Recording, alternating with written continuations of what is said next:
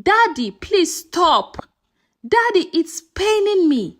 Daddy, it's scary. Auntie Carol used this little 6-year-old boy to exploit her sexual pleasures.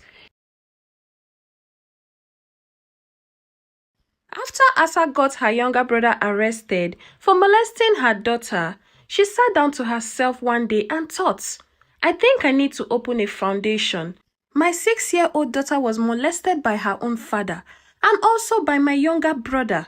I think there are a lot of children going through the same thing.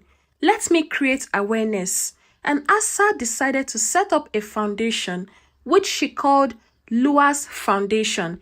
In this foundation, different people trooped in to give their stories and also get therapy. One day, a young boy and his mother walked into Lua's Foundation to tell their story and also help fight a case in courts, just like Lua's Foundation always did for others. And they started narrating their story, and it went like this. Sammy was a lively 6-year-old boy living with his mother in a bustling town. His father had passed away many years ago, leaving his mother to raise him alone. She worked tirelessly in the markets as a tailor to provide for him, often leaving the house very early in the morning and returning late at night because she wanted to meet up with the demands of her customers at the markets. Because of her demanding schedule, Sammy's mother asked a trusted neighbor, Auntie Carol, to watch over him. Carol was a young and beautiful woman who was single and in her 40s. She has a beautiful body, popularly known as the figure 8 kind of body, with a big boobs and big backside. She lived in the same compound where Sammy and his mother lived. She was well known in the neighborhood as a kind and friendly woman. She often stayed at home because she worked from home. Oftentimes, Carol gave Sammy's mother small gifts, which made Sammy's mother to believe that she was such a kind-hearted woman. So one day, Sammy's mother decided to beg Carol to please look after Sammy each time he comes back from school, because she would always be at the market sewing clothes for her customers. So she walked over to Auntie Carol's house and said to her, Carol, please help me look after Sammy when I'm not around. His mother said one morning, you know how hard things are. I'm just grateful that you are here to help. Please help me look after my son. You know I trust you so much. And Sister Carol responded, don't worry. Sammy is like my own son. I will look after Sammy for you. You don't have to worry at all. And she thanked Sister Carol and left that morning. At first, things seemed fine. Sister Carol cooked delicious meals for Sammy and helped him with his homework. But one day, everything changed. Sammy came home from school feeling very hungry. His mother had left a small note with 50 naira, asking him to manage it until she returned to prepare dinner. As he sat outside looking so hungry and sad, Sister Carol saw him through her window and called out to him, Sammy, why are you sitting like that? Have you eaten? No, Auntie, he replied. Come to my house, my dear. I made a very delicious rice. You shouldn't stay hungry, she said. Excited and grateful, Sammy followed her. She served him a generous plate of food and a cold drink, which he ate with excitement and finished quickly. But as he got up to leave, Auntie Carol stopped him. Wait, Sammy.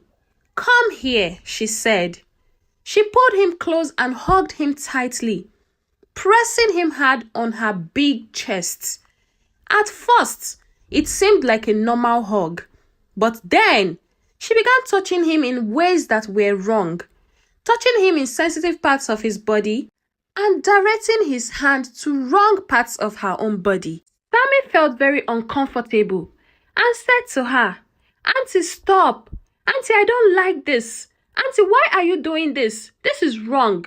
And she responded to Sammy, No, Sammy, it is not wrong at all.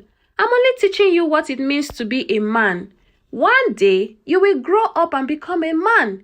If you don't learn it now, when will you learn it? You know your mommy is not always at home, so I am just being a good auntie. Just hold me tighter, Sammy. She held him tighter and told him to keep quiet, that whatever she does is going to be their little secret. And Auntie Caro used this little 6-year-old boy to exploit her sexual pleasures, directing his hands to a very wrong sensitive part of her body while she enjoyed and mourned in pleasure. She said to him, "This is our little secret. Don't tell anyone. It's not a bad thing, oh. I'm only teaching you how to take care of a woman, so that when you grow older, it won't be a new thing to you. Mommy will never teach you this because mommy is not always around. But don't tell your mom, because if you tell her, she won't believe you, and she might even stop loving you." Sammy felt scared and confused. He didn't know what to do or who to talk to. From that day on, Auntie Caro continued to abuse Sammy. She would call him to her house under the guise of giving him food or helping him with schoolwork, only to manipulate and harm him. She would sometimes go completely naked in the presence of this small boy, using him to exploit all her sexual pleasures. Sammy tried to speak to his mother about it one evening. "Mommy, Auntie Caro is doing something I don't like," he began hesitantly. His mother was exhausted from the day's work, barely looking up to see her son's face. "What are you saying, Sammy? Auntie Caro is a good person. She's been helping us a lot. Don't talk like that." "But Mommy, she touches me in ways..." Before Sammy would say what was in his mind, the mother quickly interrupted with a sharp voice. "Shut up, Sammy. Don't exaggerate things. Come on, keep quiet. What do you even know? Auntie Caro is kind to you. Stop making up stories. Are you an ungrateful child?" Sammy felt crushed. His mother didn't believe him. He decided to keep quiet, thinking maybe it was his fault. More scenarios, more pains continued to go on between Sammy and Auntie Caro, and she kept on warning him every time. "If you tell anybody, you might die, and your mommy will stop loving you." The abuse continued, and Sammy's suffering deepened.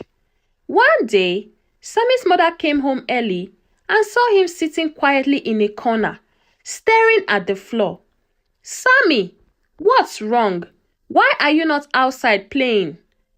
"I don't want to play," he muttered. "Why? Did someone beat you?" "No, Mommy," he said, avoiding her gaze. His mother sighed, assuming he was just being moody. She didn't notice how withdrawn he had become, or how he avoided Auntie Caro's house or shifted from any conversation that concerns Auntie Caro. Another time, Emeka tried to tell his mother, "Mommy, Auntie Caro is not a good person," he said one evening, and his mother shouted, "Eh? What kind of talk is that?" Frowning. "Caro has done so much for us. Don't say things like that again." Sammy gave up. He felt trapped and alone, suffering in silence as Caro continued to harm him.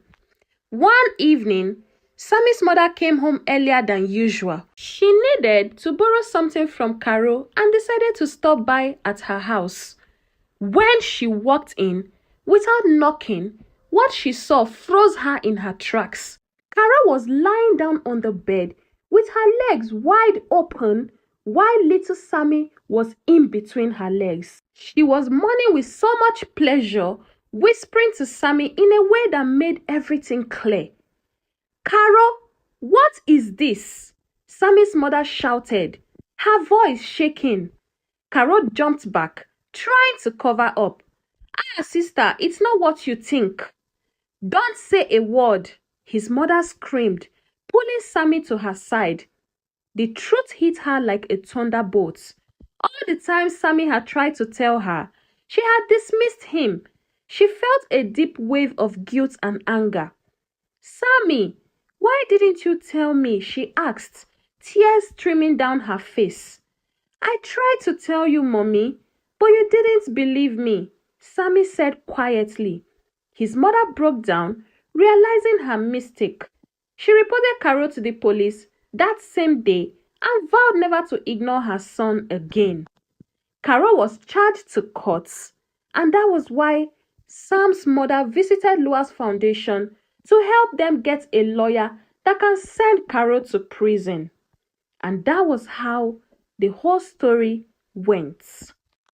Dear viewers, Emeka's story is a painful reminder of the importance of protecting our children, and here are some lessons I want you to learn. Be vigilant. Not everyone who seems kind can be trusted. Always be cautious about who you leave your children with, and even if they seem reliable.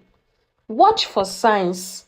Changes in behavior like withdrawal, sadness, or a sudden drop in grades can be signs that something is wrong.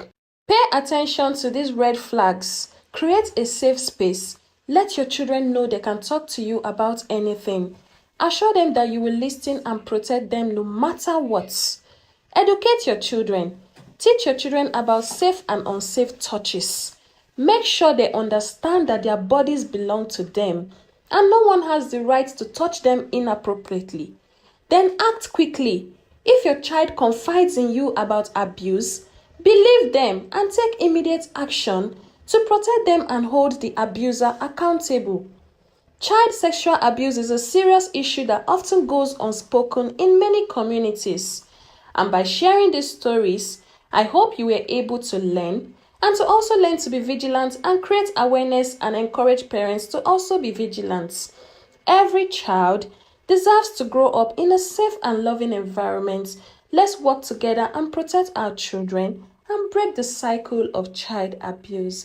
Thank you so much for listening to my story. My name is Onyi of Onyi Stories and Folktales, and please, if you haven't subscribed, kindly click on the subscribe button, turn on the notifications so when I post more inspiring and insightful videos like this, you'll be the first to get them. I do not take your support for granted, and if you're a returning subscriber, you always and always know you're the real MVP, and I really appreciate you. See you in my next video. Bye-bye.